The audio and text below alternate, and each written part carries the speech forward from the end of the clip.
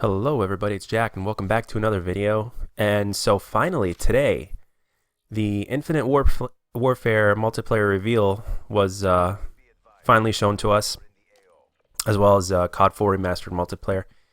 And as far as Infinite Warfare is concerned, long story short, it was bittersweet because there are things that I really like on what I've seen and from all the information that was given, although not all the information was given, but plenty enough to go by.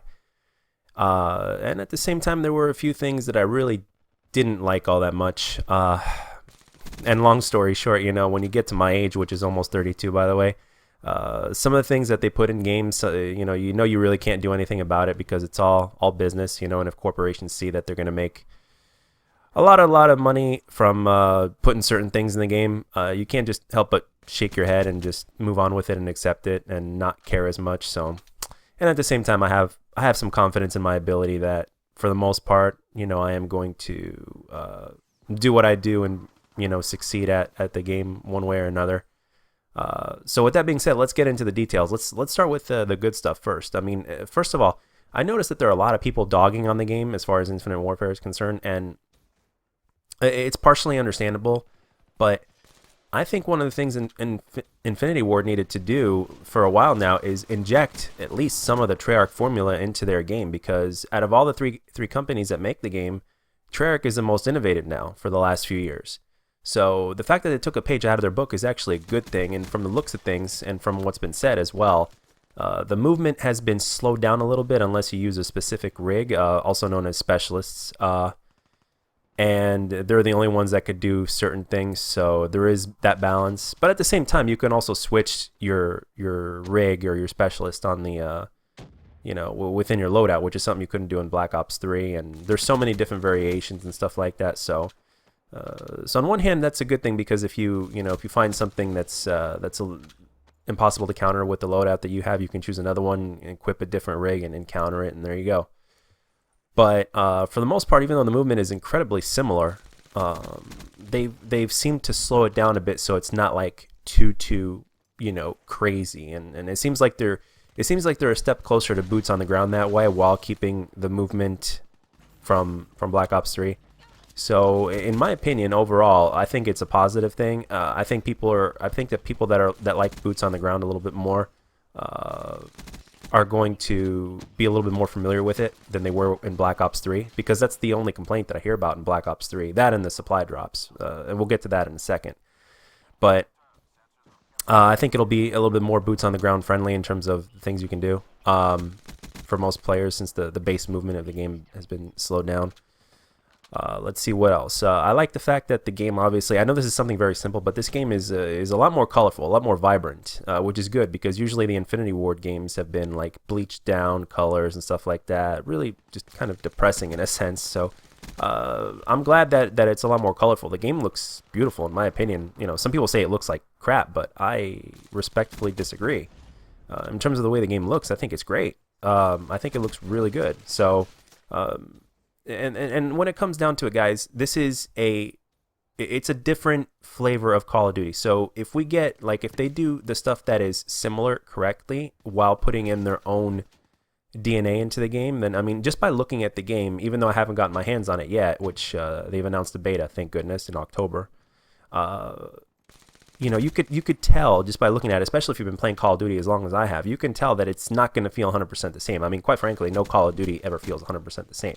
There's a ton of similarities between the games, but let's face it, Modern Warfare 3 and Black Ops 1 do not feel the same, even though they're basically, there's a lot of mechanics that are the same. Just if you've played both of those games, just ask yourself, does Modern Warfare 3 and Black Ops 1 really feel the same? And the answer is no. So I'm glad that it's going to have a different feel to it. I mean, I hope that the Infinity Ward hit detection is on point. Time to kill looks like it's a little too low. If it's like Black Ops 3, then that would be great. But it looks like it's a little too low. I don't think it's going to be as low as Ghosts, but I think it's a little too low. From all the videos that I've seen, I hear it's like a mix of Modern Warfare 2 or even Ghosts a little bit with Black Ops 3. And as long as it's done right, and as long as the formula of the mix is done correctly, then I personally don't have a problem with it. I really don't. So that's that is pretty much it. And you know, it looks like they're implementing a certain version of Pick 10 into it, which is a good thing. You know, if there's something good, then you know, keeping in the game is something definitely not bad. And now I mean, the thing is, I haven't gotten my hands too much on the at all on the game anyway to give more intel. But I'm just saying from everything I've seen, and I've seen a lot, as well as from the info that was given. But now let's get into the stuff that isn't so good. Now, like I mentioned in the beginning of the video, if companies see that something is making them a ridiculous amount of money, there's no way that they're not going to bring it back. So supply drops are going to be back in this game. There's a different word for them now, but it's supply drops. But the one thing that has me worried a little bit is the fact that they're see how worried I am? They are bringing back weapon variants, and the different kinds of variants that are in the game already, and God knows what else they're going to come up with as well. And the ones that, you know, and the fact that they're going to have more variants is kind of scary, you know, because they're gonna the way they're gonna be dropped is pretty crazy. I mean, they're gonna have their own form of currency, you know, through grinding the game, that you can get these supply drops, as well as probably a way to purchase them, of course. And there's also like parts of weapons you can have now. Certain parts, they give your weapon certain attributes, and you put the parts together and build a weapon, something like that. So, oh boy. Pay to win seems to be rearing its ugly head again, but this time even more. I guess it's Activision's way of combating the lower sales. Who knows? Or I don't know. But until we fully get our hands in the game, we really can't see how bad it is. Just from the sounds of it, it sounds pretty bad. But again, there were a few things, for instance, about Advanced Warfare, there were a few things that other people were worried about that actually didn't have any impact at all in the game. Now, I'm not going to say it's going to be like that in this game, because supply drops certainly are going to have an impact, and variants are certainly going to have an impact. But the question is just how much of an impact, like just how bad is it going to be? How overpowering is it going to be, or whatnot? And how are you going to be able to counter them, especially if you're a good player? Are you going to be able to do that? Or is it going to be, you know, too OP? I don't know. Like, for instance, the two things that people worry about in Advanced Warfare was the Gung Ho perk, which ended up being not a problem, and Danger Close, which, again, ended up not being a problem. So with that being said, there's believe it or not, the biggest problem that I have is the weapon variants. Not even the supply drops. You know, the supply drops, they are what they are. I mean, there's nothing you can do about it. Like those new boxing gloves. I mean, I was playing free for all today just before the reveal to blow off some steam, and you know, I almost got nuked out again. And at the very last kill, guess what kills me? Freaking boxing gloves. Go figure. I also ran out of ammo too, so I had to melee, and it didn't work. And I lost two boxing gloves. Go figure. Prize fighter. But the weapon variants are the only really big problem that I see so far. The fact that there are so many different play styles and so many different ways to rig, you know, or personalize your specialists or your rig or whatever it's called this time around, I think it's pretty cool. You know, but we'll see. We'll see how they do it. So there's going to be more come beta time, which is going to be October 14th for PlayStation guys, and I'm sure it's going to be the week following for Xbox. So, you know, I can't wait to get my hands on it. I'm definitely going to post videos on it and give some more thoughts or whatnot. So, you know, with that being said, the biggest worry as a community that we can have right now, that is definitely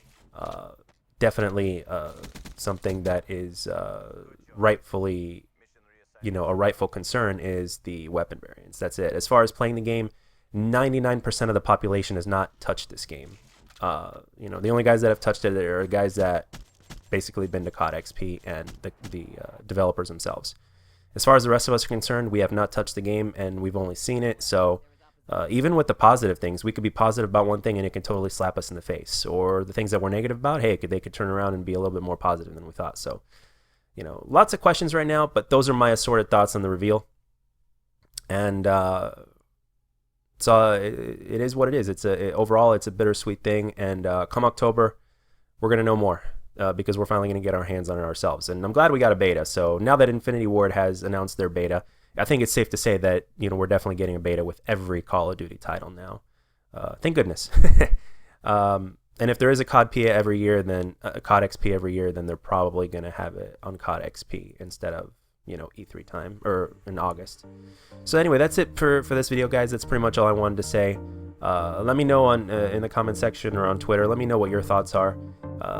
So like I said, it's bittersweet. So we will see more coming very soon, and we're 2 months away or so until this game releases. So let's hope all turns out well, and I'll catch you guys on the next one. If you like the video, let me know. And if you don't, let me know what I can do to make my videos better. I'll see you.